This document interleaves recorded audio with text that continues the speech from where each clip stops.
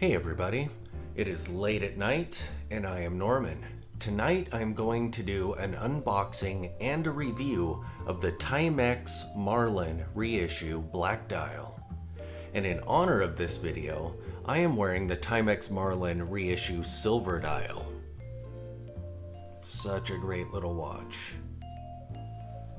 I'll have to do a video of both of these side by side in the future. Let us begin.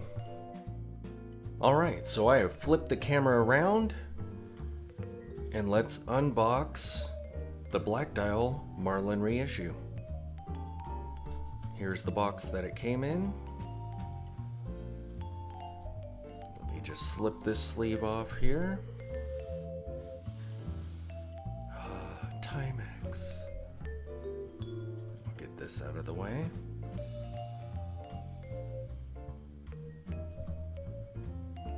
Here we have the inner box.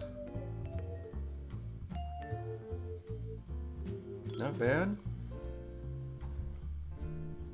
It's an inexpensive watch, but the boxing is pretty decent.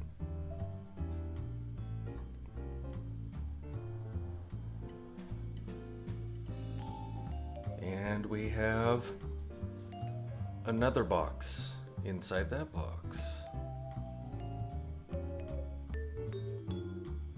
This one's a little padded, but it kind of feels cardboardy still, but not bad.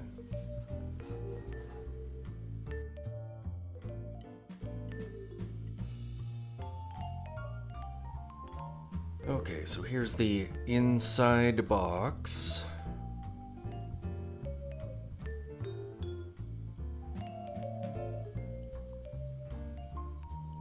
Let's open this up.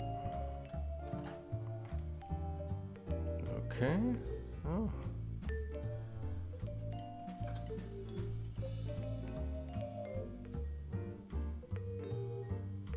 The Gentleman's Standard, then and now.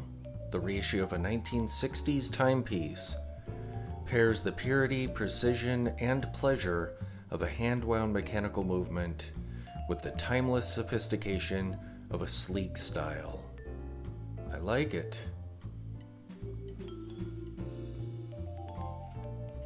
And here is the watch itself.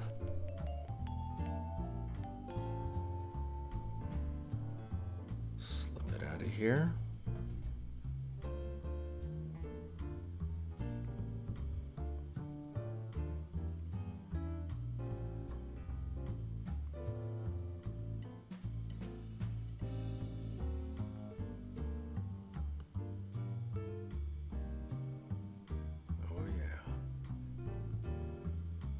Fun. Here we have some more.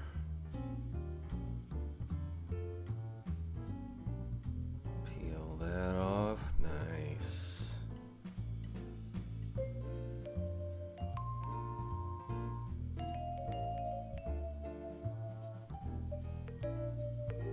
Excellent. What a great looking watch. All right, let's review it. I'll get this box out of the way. So let's begin at the band and then we'll work up to the watch head. So we have embossed lizard grain, and I don't know how I feel about that. It's nice and shiny, but I think I like smooth bands better myself. Here's the buckle, not too bad. We have some branding on it.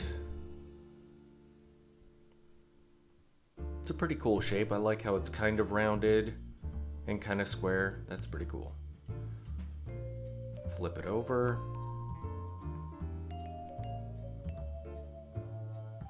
Embossed genuine leather, Timex. It doesn't look bad. It feels a little bit stiff.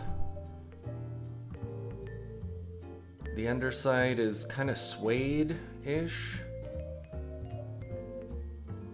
I don't know if you could see that. So that, I imagine, is pretty comfortable to wear. Probably feels pretty soft.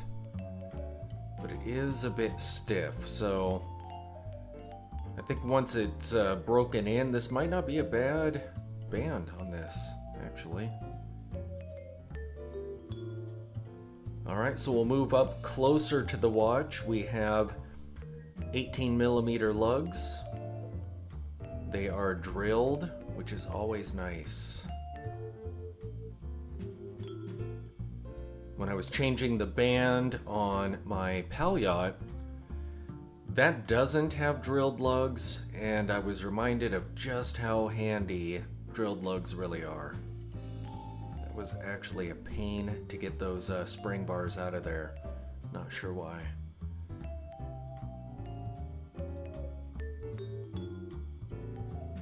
Alright, as for the case, we have 34mm, 10mm in height.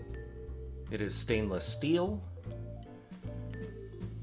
30 meters water resistance, pretty typical for a dressy watch, so don't really go swimming with this. It has an acrylic box crystal, and these are really exaggerated box crystals. I absolutely love that about them.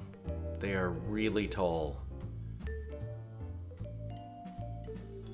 Look at all that distortion. They distort all over the place. I really like the case shape. You'll notice that it has kind of a flying saucer shape to it. And I believe that this is the one major difference between this and the original Marlin is the case. And I actually think that this is an improvement over the original. I feel like it almost looks even more vintage with the flying saucer shape to it. The crown is pretty well recessed into the case. So when we wind it, it's a little bit tricky. You can barely get at that crown. Not too bad until it starts getting pretty full. So we'll finish winding this up. Oh, almost there.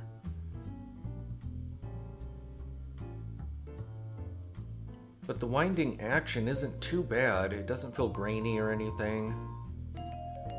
Nice and loud as you're doing it, so you can kind of hear that you're actually turning the crown.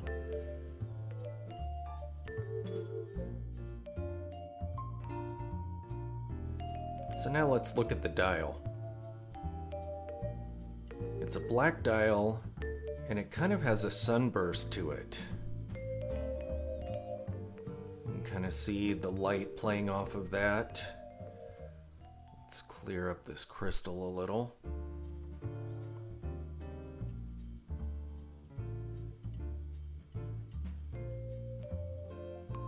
The hands and the indices are actually pretty easy to see. In this light, it's a little deceptive. It looks like they're getting lost in there. But I've found that it's, at a glance, you notice them pretty well in just normal lighting. The font on there is great. And in keeping with the original Marlin, actually. The hands are pretty basic. Nice looking though. Very beautiful. And then the case back. Just a push on case back there. Nice big lip for when it needs serviced. And we have a little bit of information on there. Typical case back information there.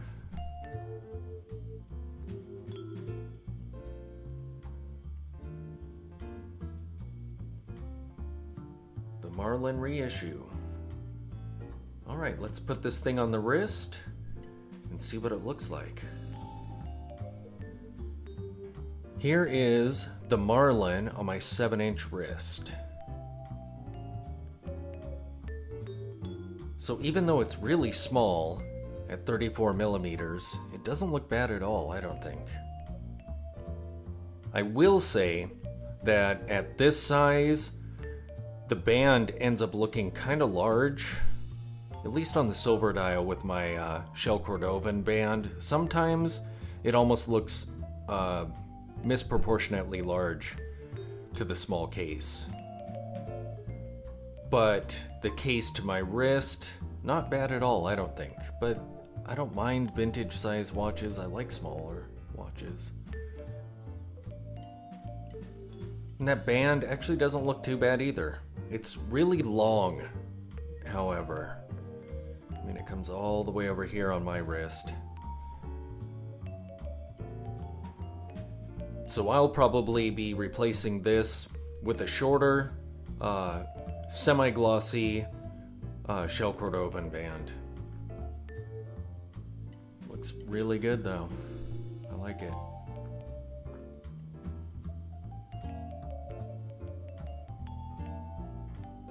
There's that amazing crystal. And even though it's kind of a pain, I actually like the way the crown is a bit recessed there. Aesthetically, I think it's great. It really kind of minimalizes the crown there. But again, this is a hand winder, so every day you get to deal with that tiny little crown. Look at how minimal the dial is. Just Timex. I like it. That's so great. Of the two, I think the black dial is my favorite. Oh, that looks so good. All right, let's see it in action a bit. The Timex Marlin in action. And just a reminder, these are $200 watches. I actually found the silver dial on Amazon for $80 somehow. I don't know how.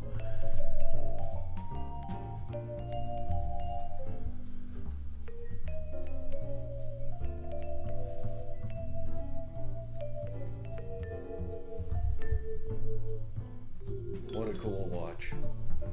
So cool.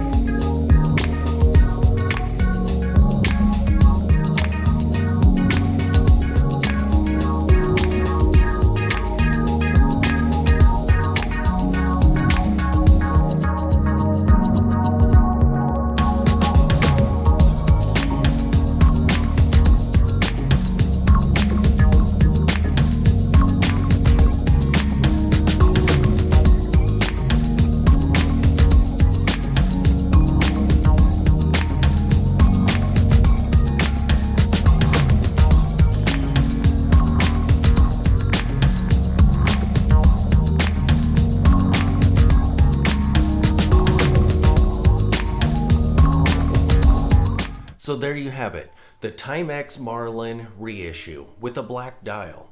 This watch is so great. It is like buying an actual vintage watch, only it's new, so you don't have the potential negatives of having an old watch. You have a brand new watch that is vintage size, has the vintage aesthetics, the overall impression of a vintage watch, and at an affordable price. Yet it's new. Perfect. Thanks for watching.